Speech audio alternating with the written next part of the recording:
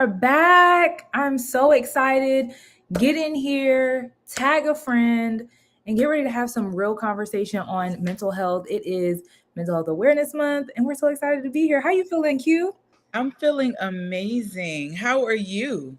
I'm feeling good. I think that we are in a good time and space to have this conversation with everything going on in the world, some of the conversations I've been a part of, specifically about mental health.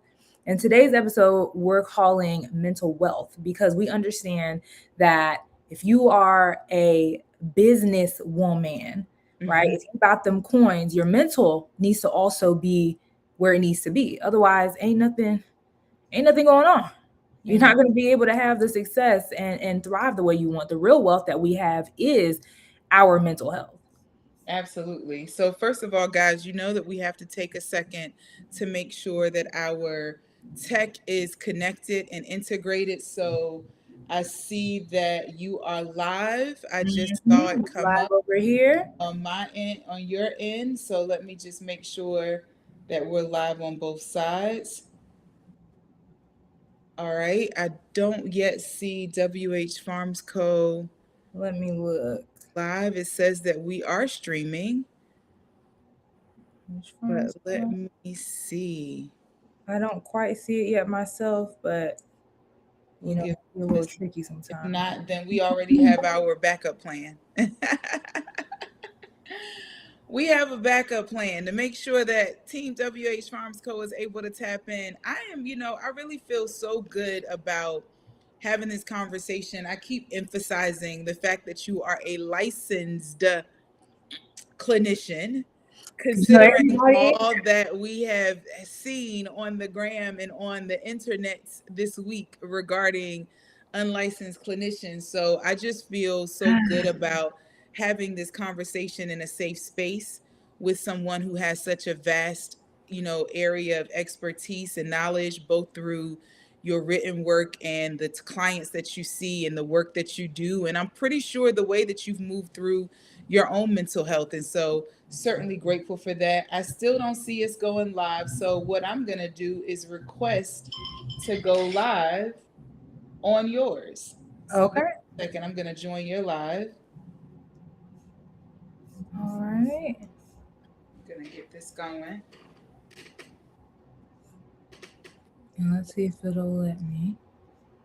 So, it looks like you're no longer live. I'm looking and I see it live. I'm seeing people join. Oh, okay. Perfect. Mhm. I wonder why it's not allowing me. I I see think it. this is the same issue I had last week. Well, I'm excited that people are joining. Yeah.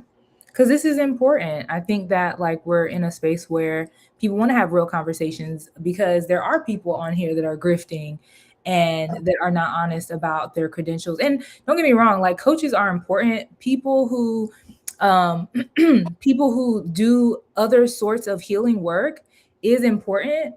And like we have to allow ourselves room to make space for all kinds of healers and advisors and supporters, but not without the proper credentials, not without us really like having conversations, like not without us truly having the licenses and the credentials that is necessary for us to show up and to do this work ethically. Okay, that's the word of the day, ethically. um, so I know we're dealing with some tech issues right now. We will get started shortly. Hi, Tiger Friend. We're going to be talking about mental health, trauma healing, and hemp, looking at ancestral and indigenous forms of healing, in addition to some of the other more modern forms of healing as well. Yes. So, I just left a comment. See if you can invite me on. And if you can, then that will give us an opportunity to. I see your comment, but it's not allowing me to. I think because I'm on my computer. Uh, So let me see if I don't think I can join on my phone. it's okay. Let's see. Hmm, We're going to get this together, guys. I am going to. I wonder what happened though, because I'm gonna use another restream key. Give me 1 second. Another stream key. I'm gonna try that. Okay, Yeah, perfect. we're gonna get this. I want to make sure WH Farms Co is really excited about this particular installation of conversations, and we really want to make sure that all of our clients, our audience, and supporters, and those who want to learn more about hemp through us, we want to make sure that that information is available for them. So, Yes, absolutely. Y'all hang tight with us for one moment. We shall overcome on these tech issues. hello, we shall overcome Hello. 100%. All right, so we are going to try this one more time. String key, boom.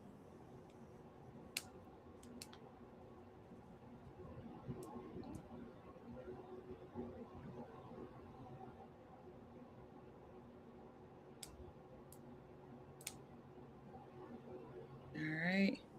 Okay, so now we should be live on WH Pharmaco's page. It says streaming. So we're going to jump right in because, the one thing I do want to do is be respectful of everyone's time. And as always, in the event that we have some challenges, we will just make sure that the clips are running throughout the week and we can get this conversation back out there. But I know we're live on LinkedIn. So, hey, LinkedIn family. Hey I know we're y'all. live on YouTube. So, hey, YouTube family. And we're just going to get this party started. So, All right. yes, it Yeah. is Mental Health Awareness Month, and we are jumping headfirst into more conversations about mental wealth because truly having the ability to be soothed and able to process and regulate in ways that help performance on a mental level is everything. So they say that health is wealth, but for this month specifically, we say that mental health is wealth.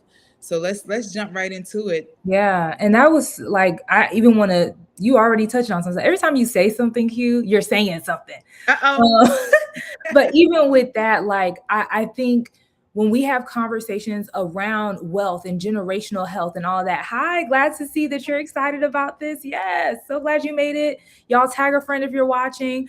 But again, like when we talk about generational wealth, building generational wealth, the reason why some of our parents and our ancestors did not have access to wealth was one because of systemic barriers and racial barriers and all these different things, but it also had to do with how those things impacted their mindset. We Yeah. can't talk about how we want impact and liberation and all these things and we don't look to what we have control over, which is our bodies. So I really like from that perspective, I want to know, like, what is your personal journey with trauma and mental health been like, right? Like when we strip off the title of CEO, all of your accolades, raising seven figures for this like business, getting investors, making seven figures even after that, having an international business, that's all well and good, right? That's the highlights. But when we get down to it, how have you personally navigated through trauma and mental health? Well, I think that, this business exists as a result of me reaching a need or meeting a need for my own mental health journey, and which, kind of goes back to your question about what this means to me outside of being a CEO. Because all of those accolades are great, but they wouldn't have been possible if I hadn't had the opportunity to really spend time with myself, to learn how to soothe my nervous system, to learn how to Mhm. be able to open myself up to a certain level of growth and capacity. And that came from having to deal with my own, inner child trauma, my own journey of dealing with, kind of making sense of some of the things that I'd gone through in life, and being able to not allow those things to continue to own my present when they were so anchored in my past. I share candidly that the reason why I launched WH Farms Co. is because when my father passed away, it emerged very repressed trauma.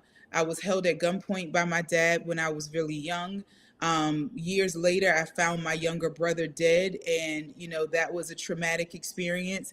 And all of this kind of really culminated into this process where I started to achieve, and I started to try to work my way around it because I was so young, I couldn't make sense of it. So the trauma from my childhood kind of became fuel for my achievement. But then when Mm. I hit a certain place in my career, no longer could I repress it. It was actually around his death where it all reemerged. And that was when I was diagnosed with CPTSD. And it made me realize that what I had used to really cope with some of what I had gone through in life was no longer a healthy coping mechanism. I couldn't overwork.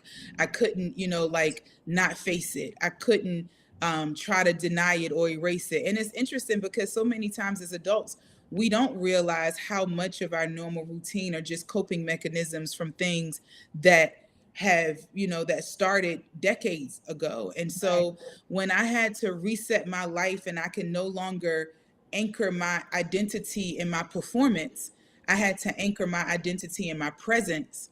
Then I had to figure out who was present, who is she, and what makes her so complex. And the process of breaking that down and rebuilding myself. And we talk all the time about hemp being our primary crop at our farm, our USDA licensed farm, and the primary crop that we amplify when we talk about botanical wisdom and really understanding the plant medicinal value of hemp. I use hemp as a bridge because I needed a place to stand and to be able to settle in myself so that I could collect my thoughts, because I had normalized anxiety. I had normalized overperformance. Yep. I had normalized just very like high impact, but yet highly stressful ways of showing up every day. And my body was beginning, due to age, a lot of other factors, was beginning to speak back and say, oh, no, no, no, we can't do that anymore. I mean, it may have been okay when we were running track, playing tennis, National Honor Society, all of those things. It may have been okay when we were fresh out of college, first job, could still like eat cheeseburgers all day and keep a flat stomach. It may have been okay when all of that was working in our favor. But as we begin to age and our body begins to change, so does the reality of what we've been using to maintain Mhm. our state. And so I had to really create a regimen that allowed me to have this. For me, it was a plant medicinal option that gave me a chance. It served as a bridge to give me an opportunity to slow my mind down. I remember telling myself when I first started to consume hemp drops in my coffee, I would say, like, oh, the thoughts aren't all running together anymore. They're more compartmentalized. And that was so big for me because I felt like a woman whose file cabinets were always open. You ever walk into someone's office and every file cabinet is open and you're like, oh, they must be busy because they can't even close their file cabinets. That was my mind and that was my life. So I wasn't sleeping properly. I wasn't present. I wasn't still enough within myself to be able to really show up and offer my best value. I couldn't tap into my creative genius. I could only be on a routine on a daily basis. And so when I was starting to consume these products, it just kind of really helped me to like have a pause in a way that allowed me to be more still and more present and more aware of my needs so that I could recalibrate and create a new pathway for my life. Yeah, so I want to even touch back on a couple things that you said. First of all, this was a bar. You said I had to decide what was performance versus presence, Yeah. and then look around and see who was present. A Yeah. whole bar, Yeah. right? And when you talk about like that performance piece and how childhood trauma is often a driver for performance, which is exactly the work that I do as a relational, emotional, and religious trauma therapist. Like, I don't think that achievement is bad, Right. right? So when we talk about high achievers, when we talk about the people that go, go, go, it's not that it's bad. It's what do you achieve from? And what are you achieving for? Because if the from is to outrun what people said about you, if the from is to make sure that like that's how you feel safe when you're always doing something as opposed to just existing in your body, that's different. And if the Yeah. for is to, well, because I have to prove that they're not going to do this to me again, I have to make sure nobody's going to take care of me but me. Like we understand where Yeah. these ideas come from, but that's not a healthy way to move. And when you need achievement to survive, you'll never rest. Yeah. You'll never slow down. You'll never self assess. And for Black folks, especially, we end up using resilience as a coping strategy. Yeah. We think And a banner. resilient, yeah. And we think that because we're resilient, we're healing. But that's Yeah. not it. Resilience is the in the moment strategy. It is not a long term strategy. So Yes. then you get older or you have experiences that knock the wind out of you. Unfortunately, what we share is having a the loss of our father figures. Yeah. And albeit my father wasn't in my life, I was just telling somebody today, like it knocked the wind out of me this year. I was ready to hit the ground running in 2026. Yeah. And it knocked me out. My capacity is different. I cry now for anything. Yeah. And so we have to, especially Black women and Black men in general, people of color, we have to be careful to not confuse our performance and our resilience for our well-being and our healing. Absolutely. And I'm going to be very frank. I see it across all races. I think that, I've spent 8 years as a Buddhist. I see it in the Asian community. I see it in the white community. I think that in general, many of us, for a variety of reasons, have had to develop our own resistance, whether it came from environmental factors that many people of color have had to deal with. But there are some familial, factors that For other sure. cultures had to deal with that also require resilience. There are roles that are placed on us that we didn't choose, depending on where we rank in our family. And so all of Mhm. those things contribute. And Yeah. I think that one of the things that you know, to your point, I definitely used to achieve to not have to face me. Mm-hmm. And when my father passed away, it really, because I was so, it's almost like somebody just kicked me in the knees. Like I buckled to the grief, and I buckled to, and he also wasn't in my life. And so it was really all of the things that I had repressed, I had to deal with, because I also was responsible for memorializing him and making sure I was with him for the last 5 months of his life and I cared for him. And so even having to come from a space of unconditional care and love when I didn't even realize that I had such resentment, Right. so you're giving care to someone who never cared for you. And it's Yeah. like, I'm having to, he couldn't speak for the latter part of his life. And I'm having to assume the apology that I never received. And Mhm. all of these different things that I had to go through, it really made me look in the mirror and understand the complexity of who I was. And so one of the benefits that the process of healing has provided me is that I operate from a space of a soul depth, whereas before I used to operate from a space of running from my soul. I Right. wasn't aligned. Like I was, it wasn't a head heart connection. It was all head, it was all logic, it was all ego, it was all ambition. But now, especially through the creation of WH Farms Co., and as we grow and scale, and even in my leadership as a CEO, I really am grateful to be on this side of the journey, because there's so little that I need and there's so much that I want to give. And that's just a different Good. place to be Yeah, it when is. you're able to create and grow and scale something. And it's really not about you, it's about you genuinely having this deep conviction with this plant and this experience, that you've created a pathway for the masses to reach it, which is why we've always been B2B, which is why we always promote the academy and supporting wellness entrepreneurs and white labeling with us, because my whole desire is to be a vessel.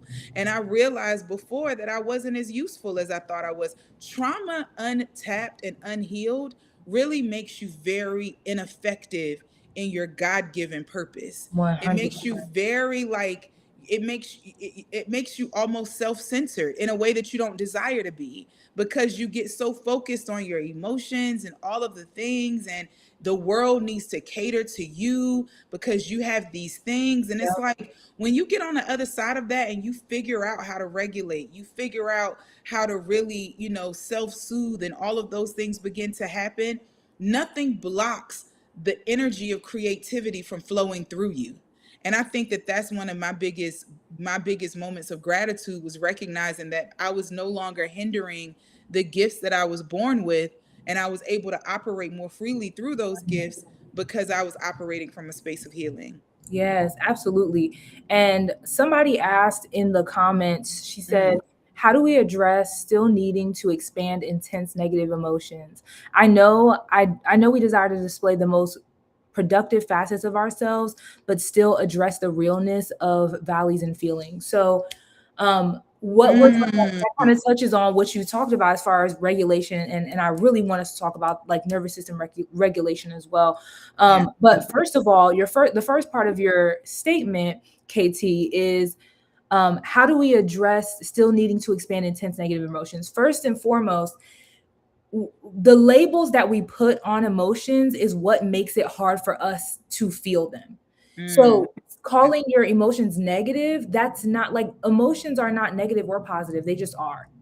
And so when you say these negative emotions, that already tells me that somebody has told you, like, you can't be angry, you can't be sad, you can't be vulnerable, whatever that feeling is, and that you need to now hide it away, or you need to, like, well, how do I get this out, right? And so that creates kind of a like suppressed emotion within us, which Yeah. can manifest in a lot of ways, like what's it called?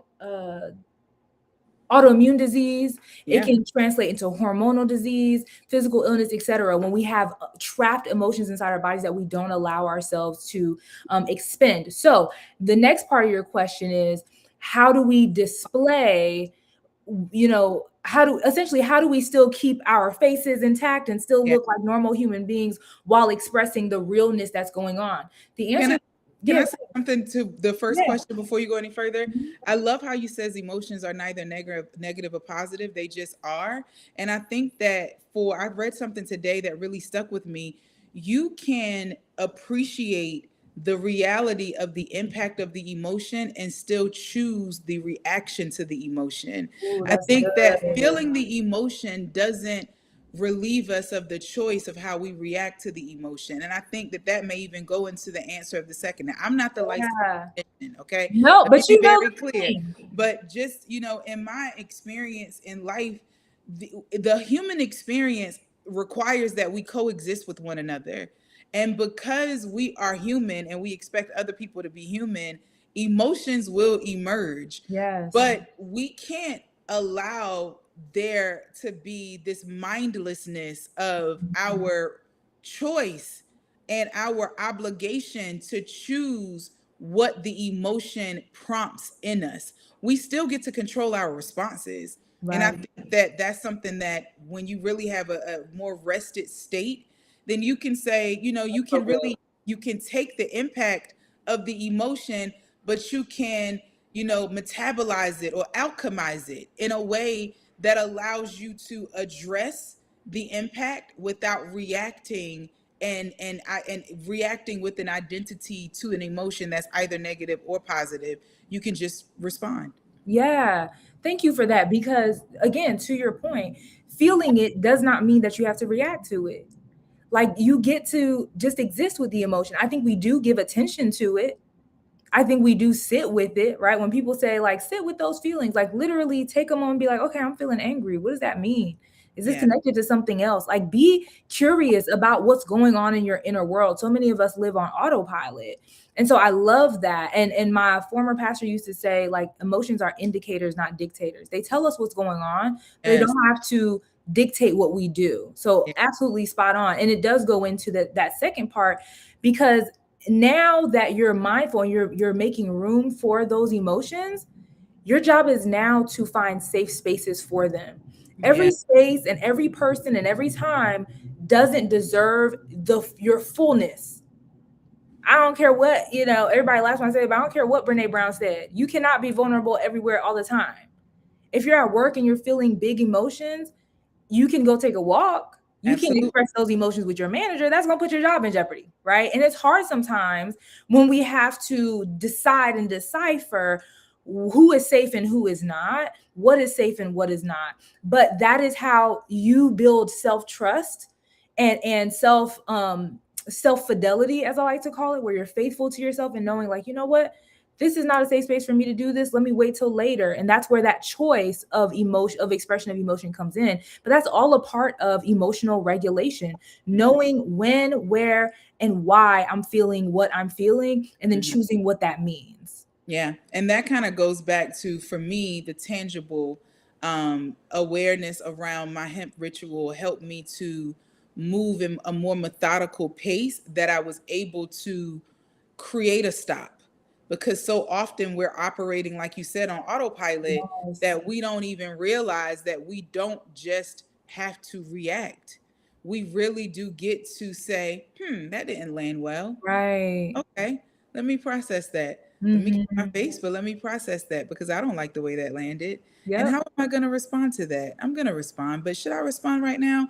Maybe this isn't the right moment for me to respond. Like, all of this chatter is going on in your head because you have control over your expression. When Yes. you move without control over your expression, then that to me is an indicator of nervous system dysfunction and Absolutely. dysregulation, because we still get to control us. And so I think that that's a big piece and Yeah. big indicator to let you know, like, maybe I need to create these more self-soothing habits in my process. 100%. Yeah. Yeah. And it's when we talk about emotional intelligence, oftentimes we stop at expression, being able to communicate your emotions, but not being able to decide when the expression of your emotions is appropriate, Yeah. right? And when it's safe. Because I again, this is not about performance. We just talked about how we don't want to live in that place. It's not like you have to shuck and jive or perform or respectability. It's really about your safety and your well-being overall. So Yeah. who are those safe spaces? When do those safe spaces come up? And are you able to practice self-soothing? Are you able to utilize these hemp products? Are you able to, tap into what helps you, taking a walk, whatever, until you use those coping strategies until you're able to fully express, fully process, and engage in a safe way to engage in your emotions. Agreed. I Yeah. love it. Thank you for that question, Katie. And y'all keep dropping questions in the chat. We're here for you, to support you, to add to this conversation. But going back real quick to you, Q. So we're talking about healing. We're talking about, like, how we manage trauma and things like that. And, because everybody is talking about deconstruction, especially on my side of the internet, what do you say to people who have had to navigate the tension between faith and healing and, like, being honest about your trauma? Does being honest about your trauma mean that you don't trust God? Like, how do you navigate and reconcile those elements? So I think, when you get into your healing process, especially if I can only speak from a Christian and Buddhist experience, because those are the spiritual practices that I've experienced in life. Um, the first thing, Buddhism teaches you that things don't happen to you, they happen for you. Mm. And so when you realize that things are happening for you, despite how dark and gruesome they can be, you recognize how to find the medicine in the poison.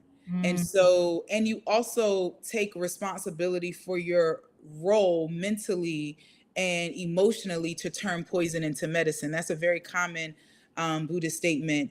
When I kind of align that with my Christian faith, I recognize that although God is God, we all have free will. And as a result of free will, we can be exposed to a variety of things. I didn't, there were traumas that I didn't choose, right? That I was exposed to, that completely changed my life. But the process of alchemizing it is first recognizing that I get to define what it means and what it is, Mhm. meaning that I don't have to dwell in the space of a victim.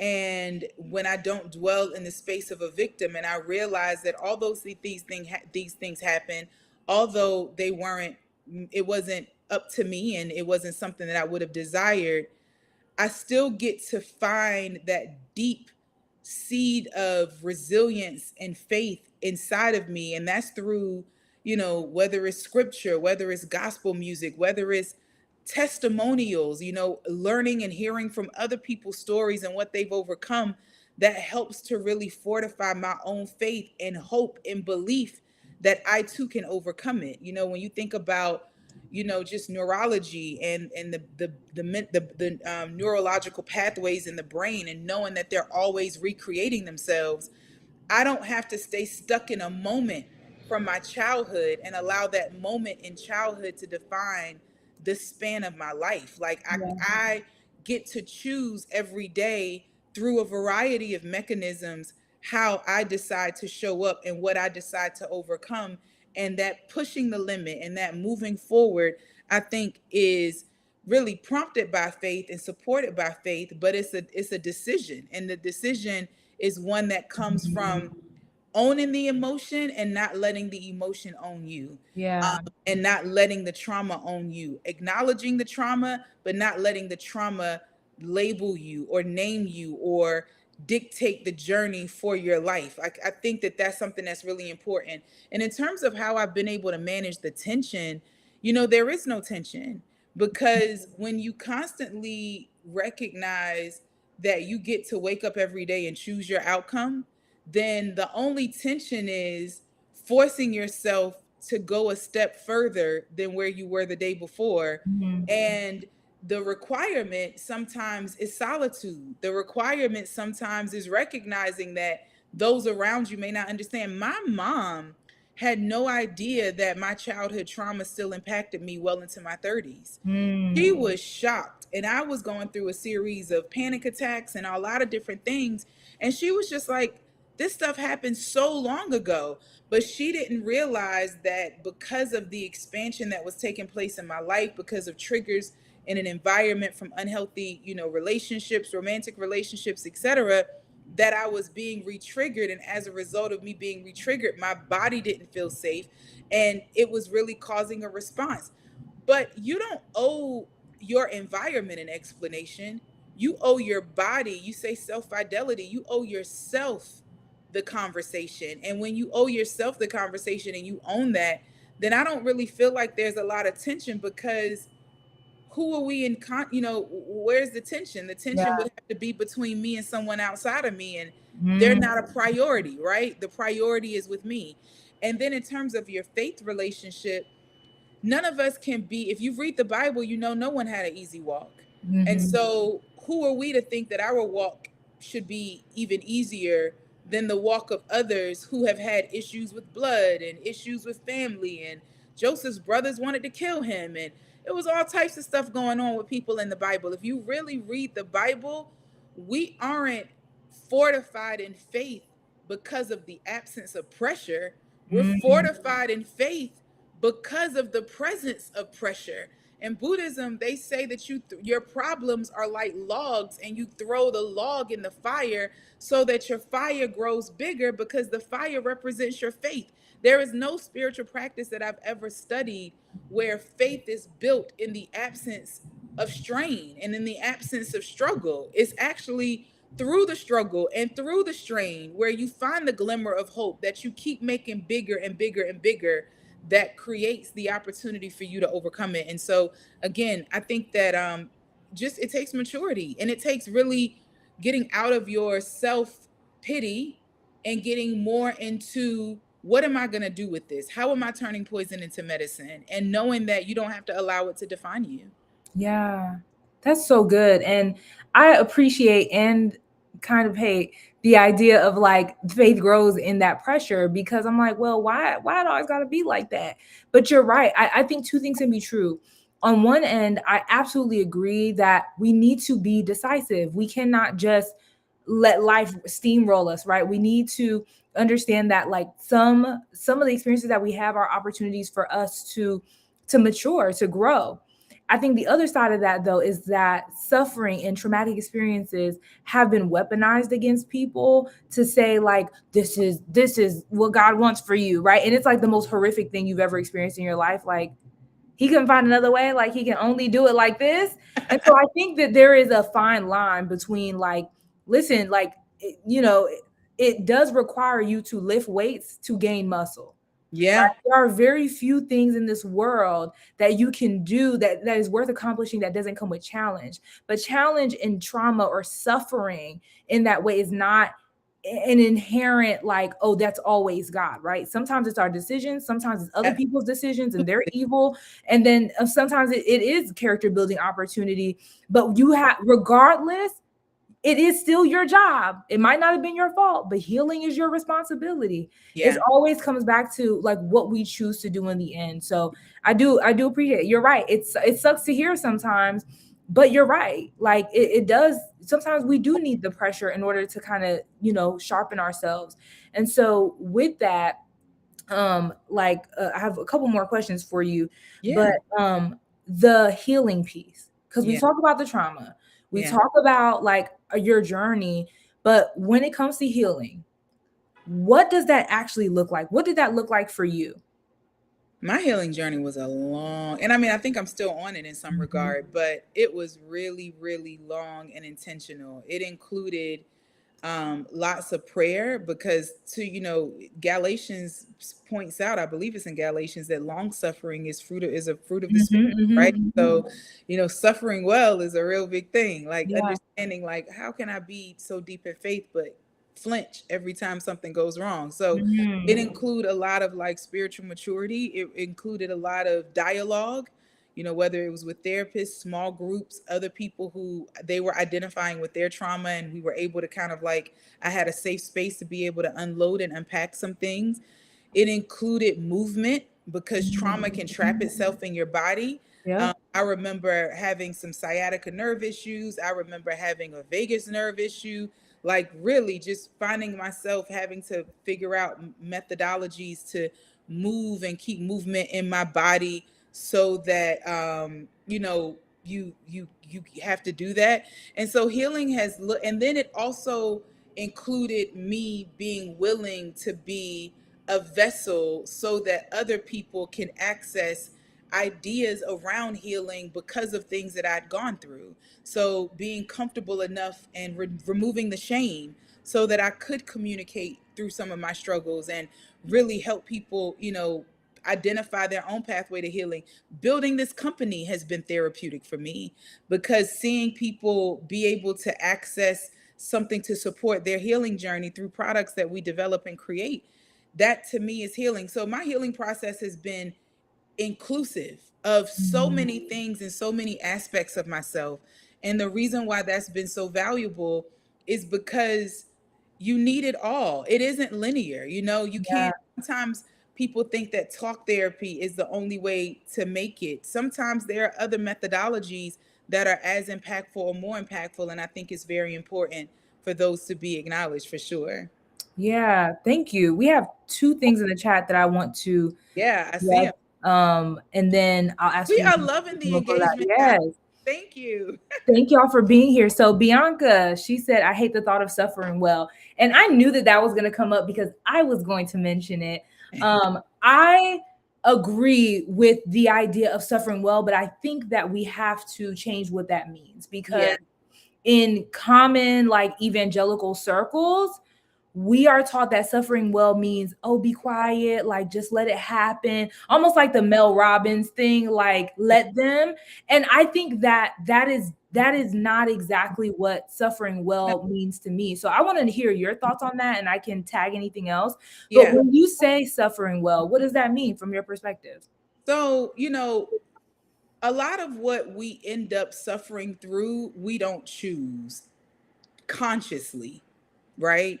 Sometimes we choose it through bad decisions. Sometimes it's we're impacted by other people's decisions. Sometimes we're impacted by other people's toxic patterns in nature. And what suffering well means to me is that I'm at a point in my life where I'm not letting anything take me off my pivot, Mm-hmm. period. Right? Like, we went through 5 years of this company. We were kicked out of banks. We had our merchant processing shut down. That I refused to retreat in my commitment to bringing forth this company and helping other entrepreneurs have access to these products.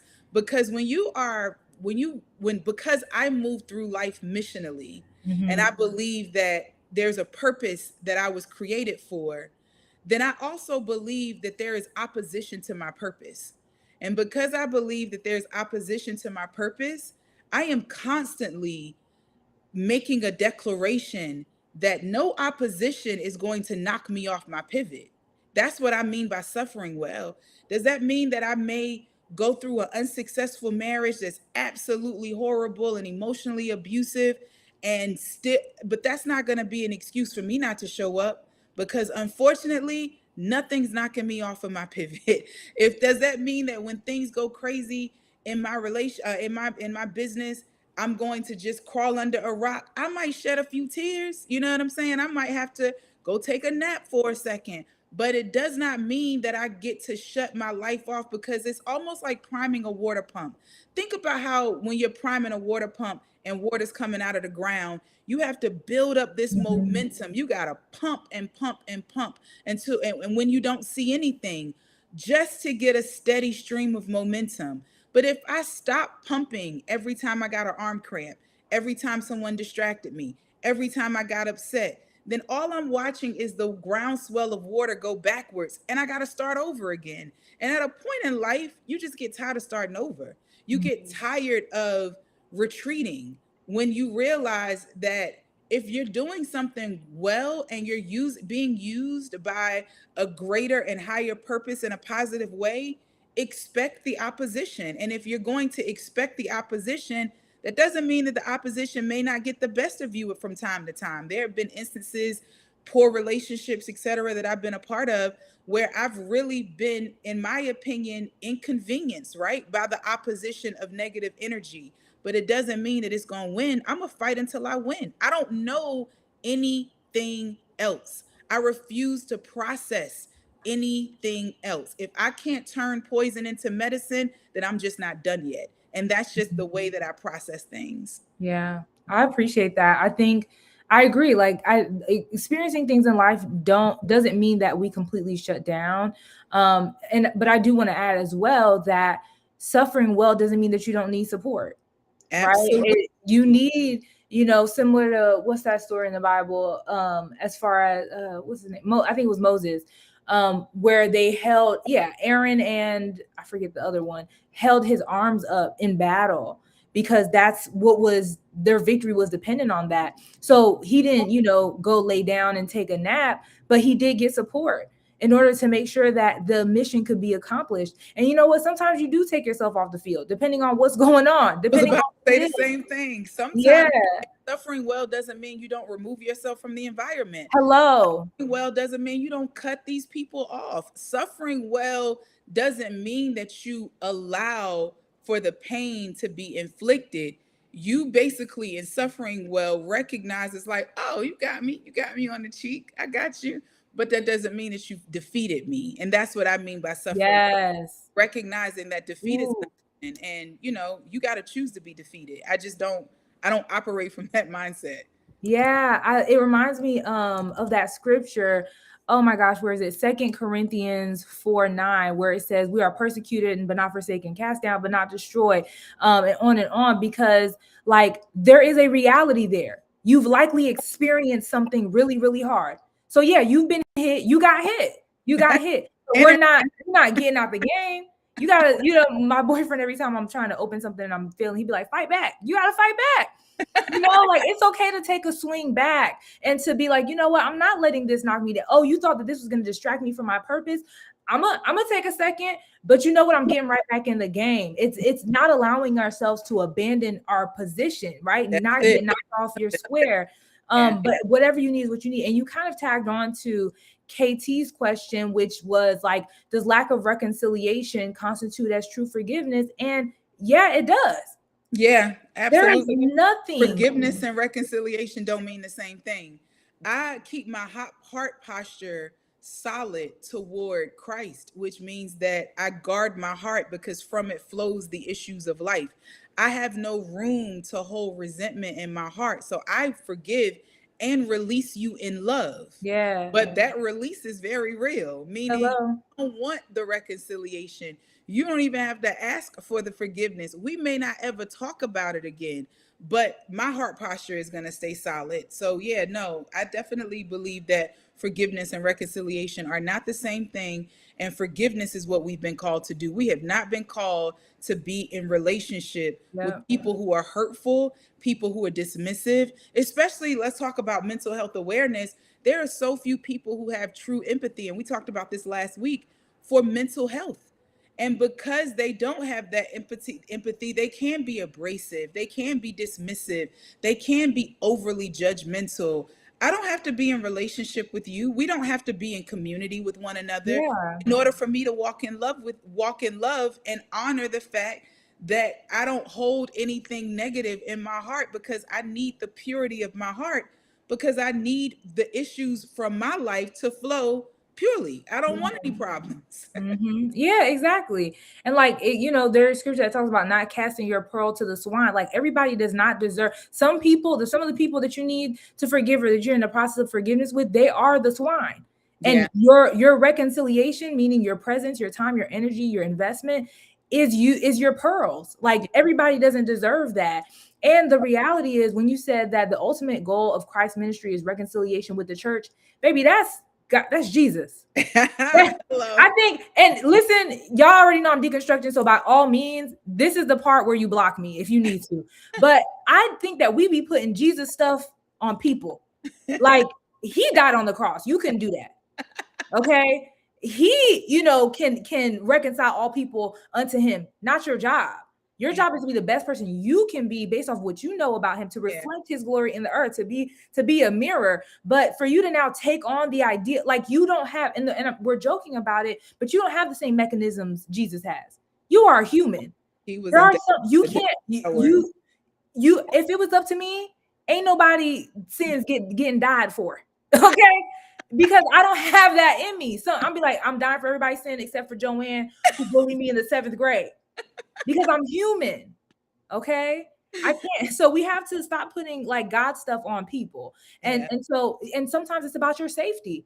Yeah. Everybody doesn't deserve and you cannot reconcile with for your own sake. And this is the last thing before we wrap up, I'm about to say is we forget that God has boundaries. God has boundaries. The Bible says, the Bible is very clear about that he loved everybody, but, and I'm deconstructing this too, so but we're going to use it for the sake of it. For God so loved the world that he gave his only begotten son, that whosoever believed it. Whosoever is a qualifying phrase. I love you, but if you don't believe, you we may not be like this.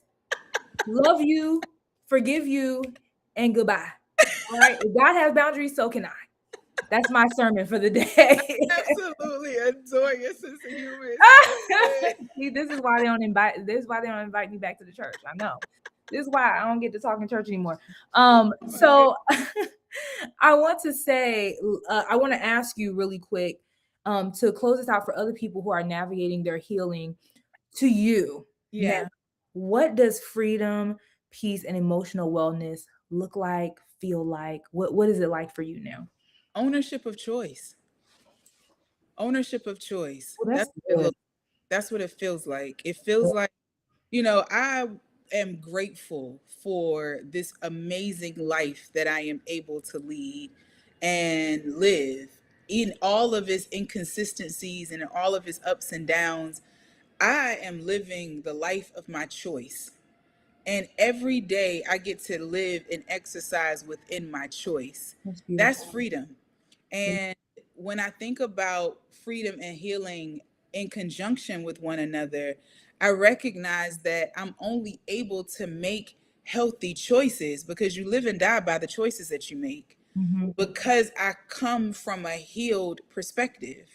And so, how do we, stop the cycle of traumatic relationships? How do we stop the cycle of, poverty? How do we stop the cycle of scarcity thinking? How do we stop the cycle of all of these things that are meant to restrict us and tap into the cycle of things that are meant to expand us?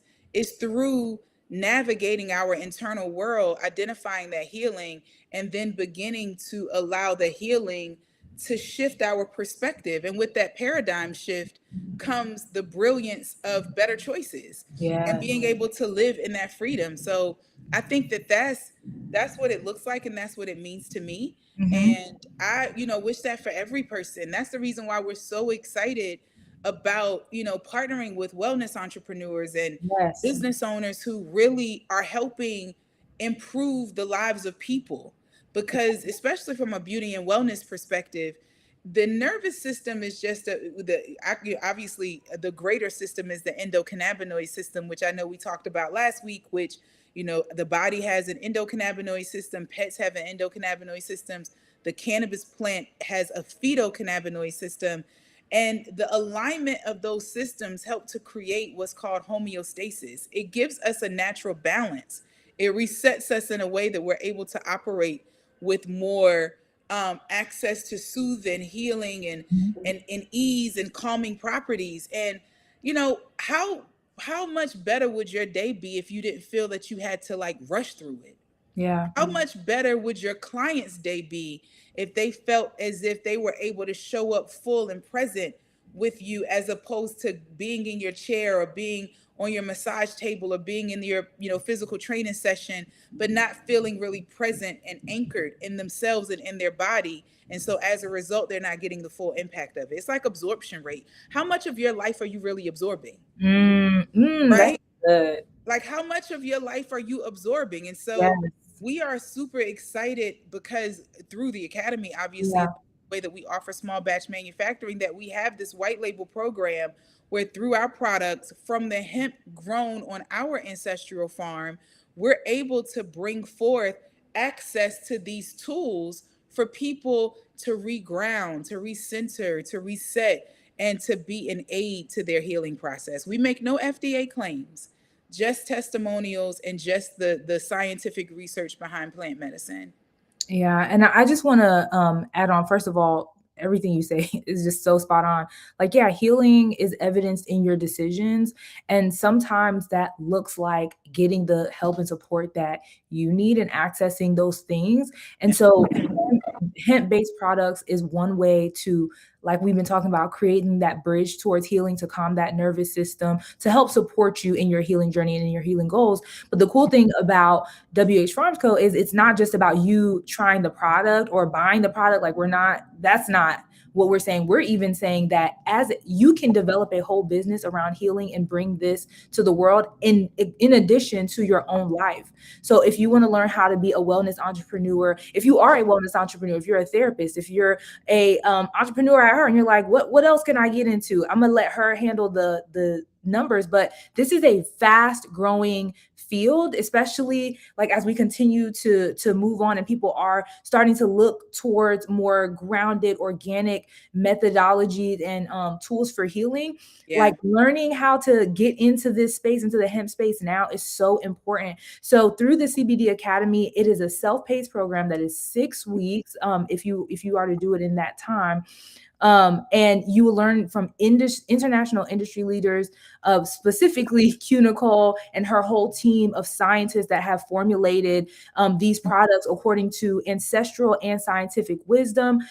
You're learning not just about the hemp industry in and of itself, you're learning business and entrepreneur education, how to raise capital, how to Right. assess for risk, how to make sure you're FDA compliant, how to ensure that you market appropriately, what you can and cannot say, so you don't get shadow banned. Yeah. And you also get access to small batch manufacturing, which lowers the cost of entry for you who is new to this and trying to figure it out. But you're gonna go from small batches to big batches because you're gonna get this education and knowledge, and you're gonna apply it, and you're gonna be like, oh my God, I need a warehouse, That's right? right. The demand is great. And so, one of the things that I love is that we are in a season of life in society where all of us are seeking more from our products. We seek more transparency. We like when things are traceable and plant based. We also enjoy functionality, meaning I don't want to just put on lotion to moisturize. I want to put on lotion that also helps me sleep well at night, right? I want to Mhm. put on lotion that helps me to really ease my anxiety. And so, again, offering opportunities to access these functional products, not just for yourself, but why wouldn't we be many agents of access centers for this type of healing opportunities for others. Again, not that the products heal, because they don't, but Mhm. they do support and aid the healing process in so many ways. Yes. We, you know, and in the industry, in terms of the growth of the industry, everyone knows that we're going through a cannabis renaissance. I mean, walk through any major city, you smell it everywhere. Hello. But what we are recognizing is that not only is this a domestic and US phenom, but this is happening internationally. It's close to $100 billion industry worldwide over the next 5 years. And so that means that the demand is great, not only for people, but even for pets. And so when we think about what this whole process is, and the emergence of mental health month being in May, and there being more awareness around mental health, not just for women but also for men, and all of these things, those who are addressing and acknowledging mental health are also acknowledging that they're looking for ritualistic ways to access tools, to serve as bridges to help support their healing process. And so our academy definitely does that. You were very, thank you for sharing some of the accolades earlier. Raising seven figures through non-dilutive and debt capital and angel investment and all of those things is no small feat for any small business. And we are still considered small business by SBA standards. And what I love about the journey is we learned to teach, we learned to share. And so not only am I instructing, but we have Ivy League trained professors and course leaders who are literally sharing how to raise capital, how to Mhm. go about, capitalizing your business. These business skills that you learn through the academy, you won't just use them in our industry. You're going to use them in whatever you do, Right. because it gives us control over the dynamic. Again, it gives us the ability to be that resource center in our own community. If you are, a part of a women's group, if you're a part of a tennis club, if you're a part of a running group, if you are already, a massage therapist, if you have a cosmetics brand, whatever the case may be, there are opportunities for you to integrate our white label formulations that are already tested, already proven. You just add your business brand to it, to your business profile, and make these products available, because our vision is to spread the plant medicinal magic of hemp worldwide. And we want to do that through small businesses. So, to your point, normally to work with us, you have to start with a 10,000 unit minimum. But with our academy, you can start with as few as 100 units. And that gives you a chance with a 2 year shelf life. So you don't even have to sell them within 3 months, right? The shelf life of the products are great. And so that gives you a chance to really dive in and learn and build this business as this industry is becoming more popular in the US, because not everybody wants to get high. Some people want access to the plant medicinal benefits with them being non psychoactive, and that's what we offer. And then what I also love about it is we actually have a pre launch. If you go to WH Farms Co. on Instagram, I know that the name is going across the banner of the page. You see it rotating at the bottom. If you go to the link in the bio, you can sign up for our pre launch for the Academy. The first 15 participants in the Academy, 6 weeks of programming, all of this, information about, raising capital and being compliant and starting a brand and building your brand. You also get 50 full size units of products that you're able to sell at the first 15 people who partner with the academy at no additional cost. And you get a one-on-one consultation with yours truly. And that again comes as a bonus for the first 15. So not only are we giving you business strategy, you have an archive of over 30 plus videos to tap into, plus the 6 weeks. Plus, you get a playbook and ways to really launch your business and strategies around that. But you also get actual product to start with to make your money back, and you also get a one-on-one program with us. So we're a company that we're doing business not only with US businesses, we're doing businesses and with companies in Latin America, with companies in Europe. But I did not want to forget the access to this industry that is owed to the community of people who have helped to popularize this plant, because more and more as this industry grows, we are being etched out of it, and there are millionaires being made, but many of them don't look like us. And we want to give you guys an opportunity to not only dip your toe in, but to be a part of community and to learn from a company who's actually not just doing it domestically, but internationally growing and scaling, to really, again, our mission and vision is to spread the plant medicinal value of hemp worldwide. I love it. That's amazing. And listen, like the investment is well under $1,000. Yeah. Okay. She ain't say that, but I'm saying for those of y'all who are like, okay, all of this is gonna be 10K, 5K, under $1,000 investment to start a whole aspect of your business or to start a new business where all the work is done for you. All you have to do is soak in the knowledge. And She listen, we don't want the FTC on us. We're not making income claims. There are absolutely no income claims because we know how the FTC is coming after people. We're not telling you that if you do this, you're going to be wealthy. We are telling you that the industry is expanding rapidly. We are not. saying that if you walk through Atlanta, Chicago, Charlotte, DC, wherever, you're going to smell the aroma of the plant medicine. And so that means that people are choosing plants over pills, and we're offering an opportunity to engage in a topical focus because we don't offer ingestibles. So topical focus, non-smokable, topical focus, beauty and cosmetics that we formulate and manufacture for businesses who want to launch or expand their product line. Absolutely. I'm so excited. So y'all, I put it in the chat. I put the link in the chat. Make sure y'all follow WH Farms Co. So that way you can get in on the first 15 opportunity because it comes with a one-on-one strategy session. You're not gonna get it after that 15. So make sure you're in the number, check it out, follow them.